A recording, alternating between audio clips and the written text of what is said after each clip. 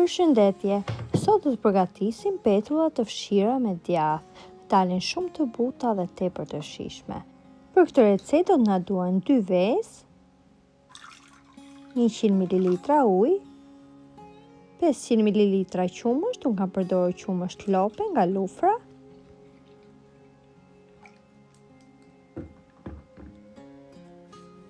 do të hedhim krip dhe do t'i përziej mirë.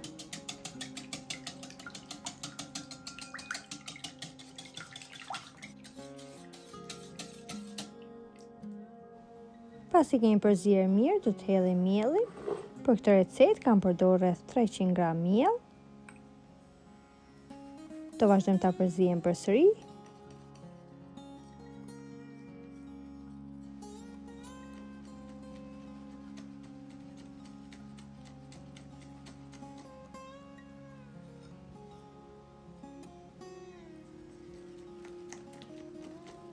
Nëse shikoni që masa është pak e trash, atëherë mund t'i hedhni pak më shumë qumësht.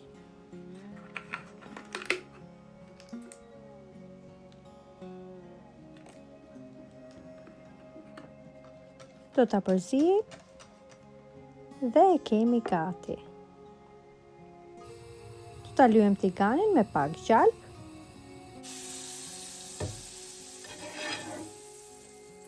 Dhe do të hedhim masën që përgatitëm.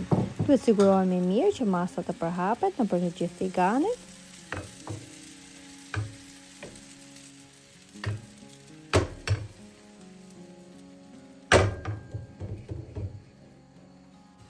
Do t'i pjekim në temperaturë mesatare, duke i kthyer nga njëra anë në tjetrën derisa të marrin ngjyrë.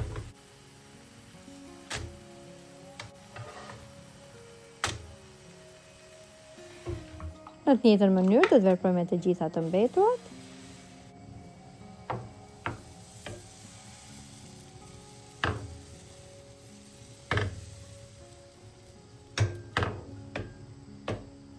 Do ta kthem nga ana tjetër.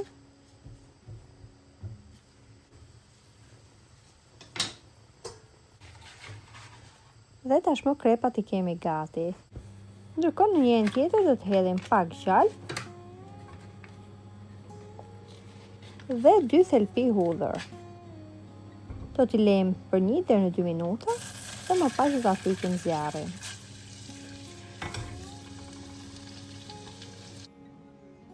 Pasi është ftohur pak, do t'i hedhim 1 gotë me qumësht, rreth 200 ml.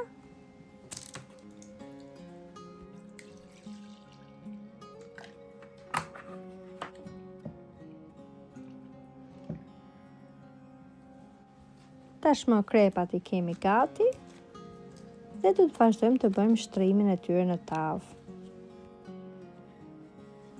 Tava që unë kam përdorur është e vogël, pak a shumë sa mallësia e krepave, poshtë e kam lyer me vaj, nëse dëshironi mund t'i shtroni dhe letër pjekje.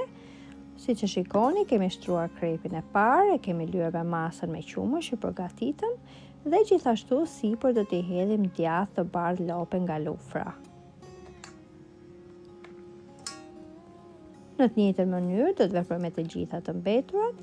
Do t'i shtrojmë njëra pas tjetrës në tavë, do t'i lagim me qumësht dhe më pas do t'i hedhim djath.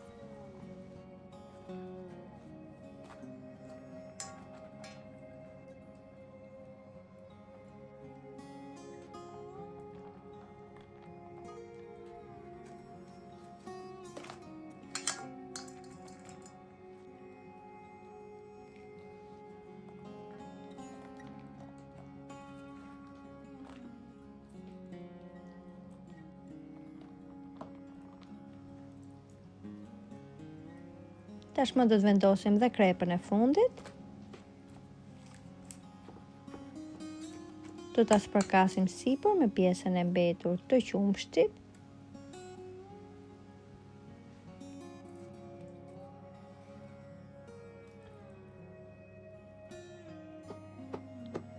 Do ta presim.